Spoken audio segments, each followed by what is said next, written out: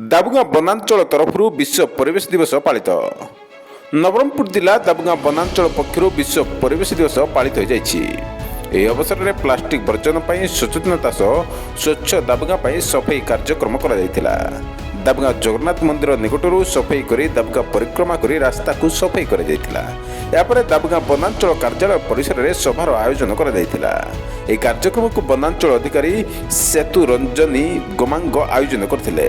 ଏହି କାର୍ଯ୍ୟକ୍ରମରେ ମୁଖ୍ୟ ଅତିଥି ଭାବରେ ଜିଲ୍ଲା ପରିଷଦ ଅଧ୍ୟକ୍ଷ ମତିରାମ ନାୟକ, ଦାବୁଗାଁ ଜିଲ୍ଲା ପରିଷଦ ସଦସ୍ୟ ଗୁପ୍ତ ବିଷୟୀ, ଦାବୁଗାଁ ବ୍ଲକ ଅଧ୍ୟକ୍ଷା ବୀଣା ମାଝୀ, ଉପାଧ୍ୟକ୍ଷ ଶିବାନନ୍ଦ ନାୟକ ଅତିଥି ଭାବରେ ଯୋଗଦେବା ସହ ଗାଁ ସଫେଇରେ ସହଯୋଗ କରିଥିଲେ। ଦାବୁଗାଁ ବନପାଳ ମଧୁସୂଦନ ପାତ୍ର ସହ ଦାବୁଗାଁ ବନାଞ୍ଚଳର ସମସ୍ତ କର୍ମଚାରୀ ସହଯୋଗ କରିଥିଲେ।